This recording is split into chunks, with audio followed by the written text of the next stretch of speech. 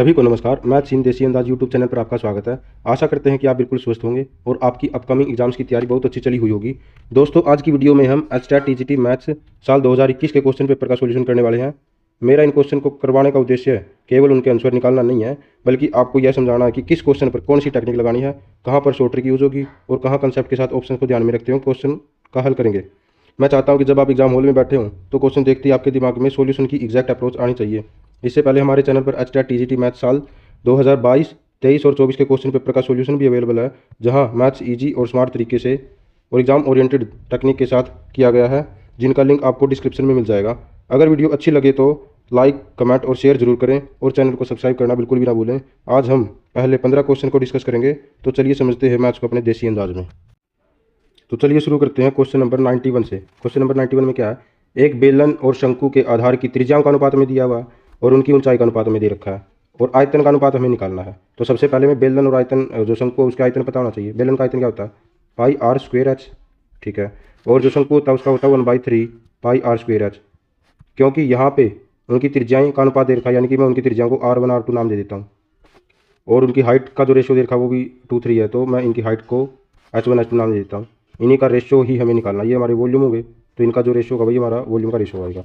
पाई तो कांस्टेंट है, ये तो चला गया, आपस में कट रहा है। ये 3 यहाँ पे नीचे है तो ये ऊपर आएगा। R1 का स्क्वायर और R2 का स्क्वायर भी रेशियो में है। R1 और R2 का रेशियो दे रखा 3/4, लेकिन हमें चाहिए उनका स्क्वायर का रेशियो।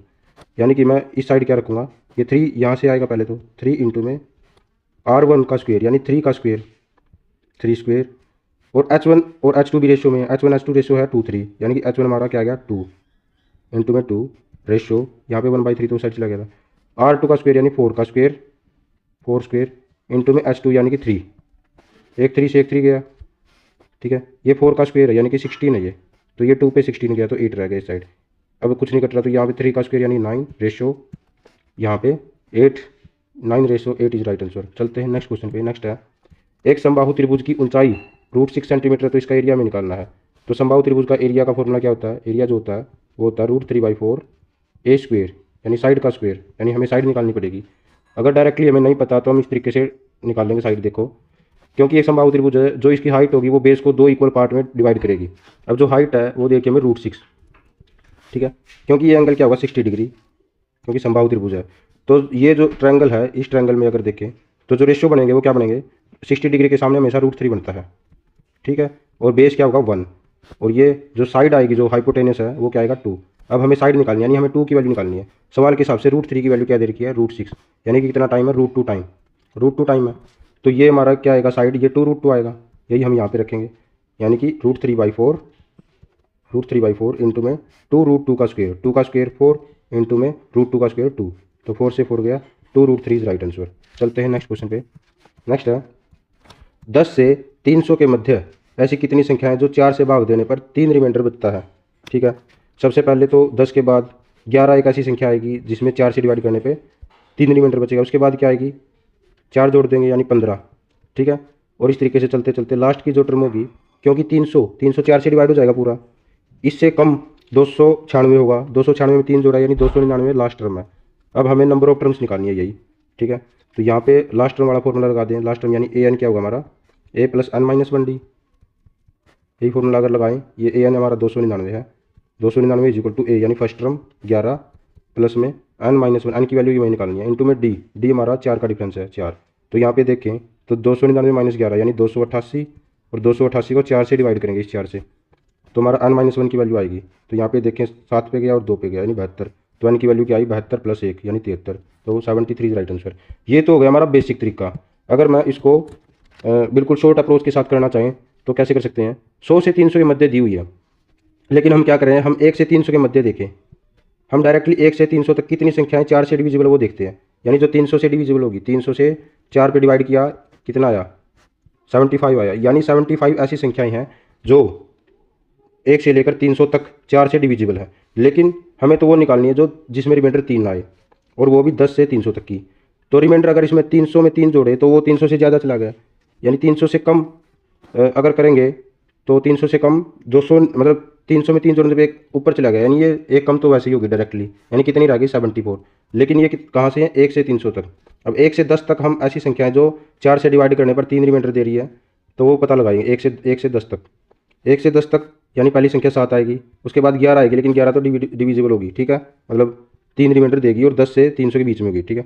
तो एक संख्या ही कटी इसमें से, यानी 73। हम इस तरीके से भी डायरेक्टली निकाल सकते थे। चलते हैं नेक्स्ट क्वेश्चन पे। नेक्स्ट है, ए की लक्ष्य भेदने की यानी टारगेट पर निशाना लगाने की प्रोबेबिलिटी 4/5 है और बी की उसी लक्ष्य को भेदने की प्रायिकता 3/4 है। दोनों को एक एक अवसर दिया जाता है, तो दोनों में से केवल एक ही लक्ष्य भेदे तो इसकी क्या प्रायिकता होगी। यानी एक टाइम पे जब एक भेदे तो दूसरा ना भेदे, ठीक है। तो इस टाइप से है। अगर प्रोबेबिलिटी ऑफ ए अगर 4/5 है तो प्रोबेबिलिटी ऑफ ए नोट क्या होगी हमारी, एक में से घटेगी, 1 - 4/5, 1 - 4/5 यानी कि 1/5, ठीक है। और अगर बी की प्रोबेबिलिटी है 3/4 भेजने की, तो नोट वाली क्या होगी, इनकी जरूरत क्यों पड़ी वो भी बताएंगे। 1 - 3/4 यानी 1/4। अब कोई एक भेज दे, इसका मतलब ये होगा कि जिस टाइम पे ए भेज रहा है तो उस टाइम पे बी नहीं भेज रहा है, ठीक है, और जिस टाइम पे बी भेज रहा है उस टाइम पे ए नहीं भेज रहा है, यही होगा। यानी कि प्रोबेबिलिटी ऑफ ए गुणा में प्रोबेबिलिटी ऑफ बी नोट, ठीक है, प्लस में प्रोबेबिलिटी ऑफ ए नोट गुणा में प्रोबेबिलिटी ऑफ बी। यानी जिस टाइम पे केवल एक भेज रहा हो, ए भेज रहा है उस टाइम पे बी नहीं भेज रहा है लक्ष्य को, और जब ए मतलब बी भेज रहा है तो उस टाइम पे ए नहीं भेज रहा है, ठीक है।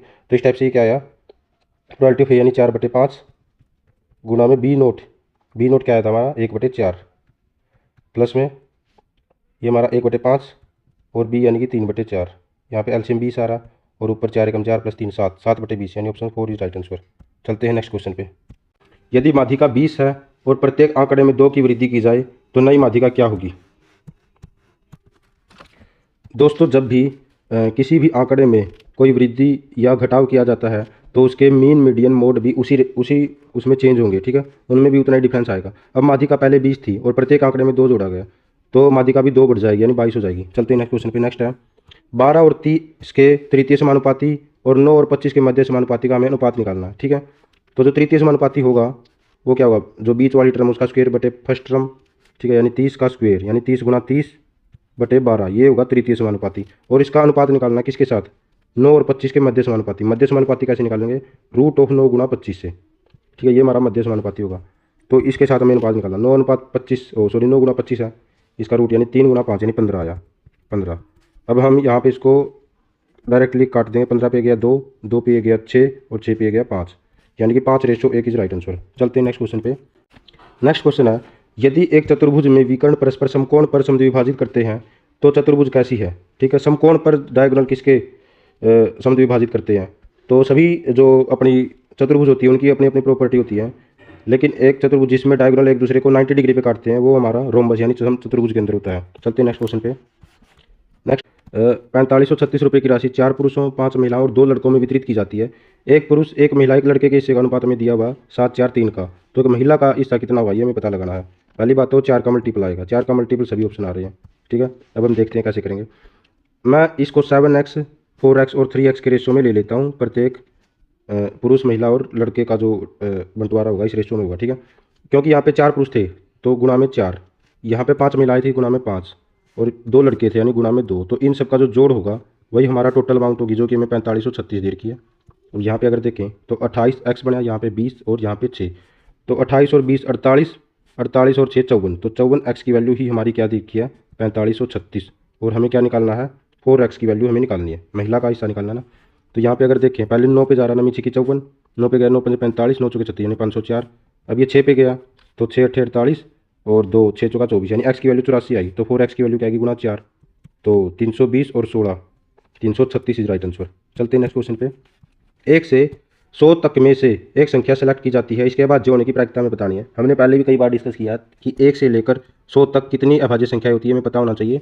तो हमारी 25 अभाज्य संख्या होती हैं, तो 25/100 ही हमारा क्या होगा, प्रोबेबिलिटी होगी 1 से 100 तक में अभाज्य संख्या सेलेक्ट होने की, यानी 1/4 इज राइट आंसर। चलते हैं नेक्स्ट क्वेश्चन पे। नेक्स्ट है, एक थाली में 24 गेंदे हैं जिसमें से x लाल गेंदे हैं, 2x सफ़ेद गेंदे हैं और 3x नीली गेंदे हैं।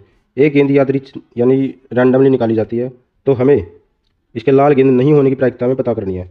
अगर x 2x 3x गेंदे हैं यानी कि 1 2 3 के रेशियो में ही ये गेंदे, तो 6 यूनिट की वैल्यू हमारी 24 है, यानी गेंदे कितनी है, लाल गेंदे कितनी है 6 है, सॉरी 6 यूनिट की वैल्यू 24 है ना, यानी 1 यूनिट की वैल्यू 4, यानी लाल गेंदे 4 हैं, सफ़ेद गेंदे यानी 2 का 4 यानी 8 है, और जो नीली गेंदे वो कितनी है 3 का 4 टाइम यानी 12 है, ठीक है। तो ये हमारी गेंदे होगी लाल सफ़ेद और नीली। ठीक है, हमें लाल गेंद ना निकालनी, प्रायिकता निकालनी। टोटल 24 गेंदें हैं, तो लाल गेंद ना हो यानी 20/24, 20/24 यानी कि 5/6 इज राइट आंसर।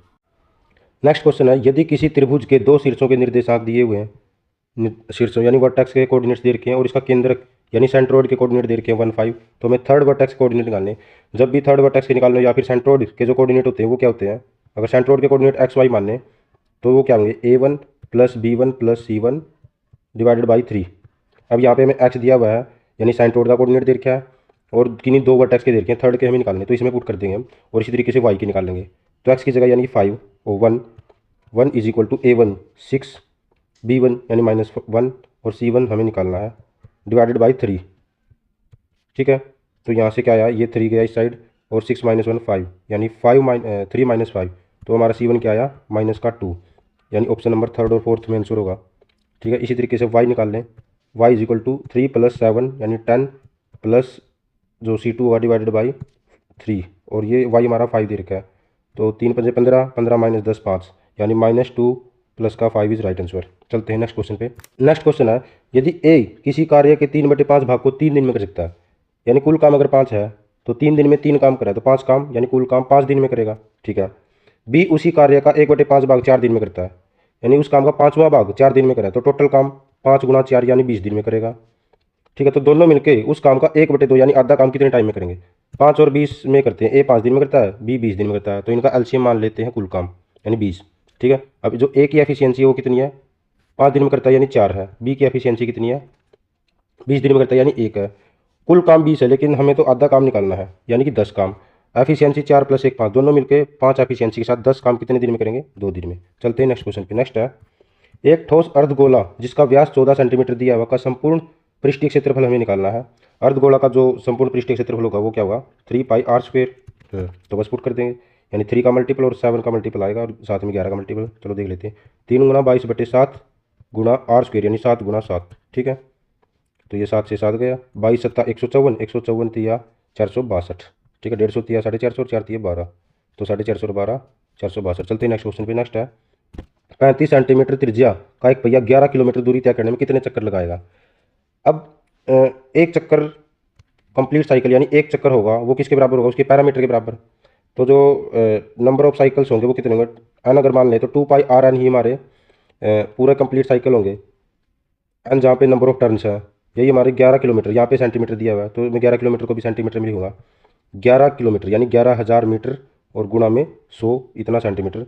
आर हमें दिया हुआ 35। ठीक है, वो पुट कर देंगे, तो 2 × 22/7 × आर यानी कि 35 × n = 11 के बाद 11 × 10 की पावर 5 कर दें, 2 और 3 5। ठीक है, इस टाइप से। अब अगर 7 पे गया 5, 5 दूनी 10 यानी 1 0 चली जाएगी, 4 बच जाएंगे, 11 दूनी 22। ठीक है, तो n की वैल्यू क्या आई, 10 की पावर 4 यानी कि 10,000/2 यानी 5,000 इज राइट आंसर। चलते हैं नेक्स्ट क्वेश्चन पे। नेक्स्ट है, रेखा 4x + 3y - 4 = 0 की प्रवणता यानी स्लोप जब भी इस टाइप की इक्वेशन दी हुई हो तो हम क्या करते हैं, y = mx + c।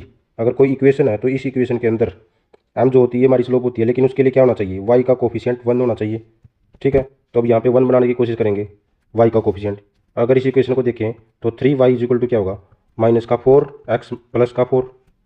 ठीक है, अब y क्या आएगा, -4/3 यानी जो ये x का कोफिशिएंट आया यही हमारा स्लोप है, तो -4/3 इज राइट आंसर।